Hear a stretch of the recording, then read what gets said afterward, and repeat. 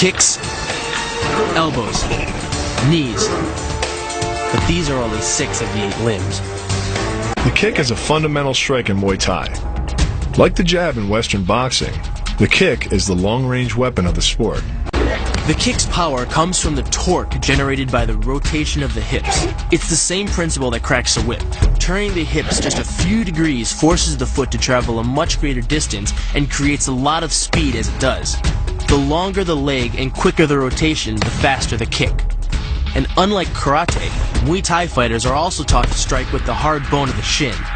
A Muay Thai kick can generate roughly the same force as a baseball bat, enough to crack a rib or a leg. That same focus and accuracy are at the core of the drill, and are the same principles that underlie the most devastating strike in Muay Thai. Basically, it works like a point of a knife. All the force is magnified by being concentrated in a small, hard area. Even if the elbow doesn't deliver a knockout, it will almost always leave a nasty cut and often end a fight. With the long-range power angle kick and the fight-stopping elbow strike, we've made a good start at building our Muay Thai arsenal. But there's still a lot to learn. But the school could teach us another move to add to our arsenal. One that works seamlessly with weapons or without. The knee strike. Getting in close neutralizes the opponent's weapon advantage. Then, in the clinch, we bring the power of the knee to bear.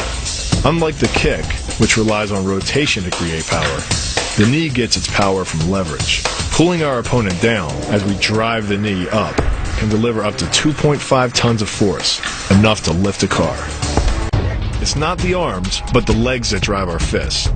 Like a piston, the explosive power of the legs is capable of generating hundreds of pounds of force, all to a very vulnerable area, the soft underside of the opponent's jaw.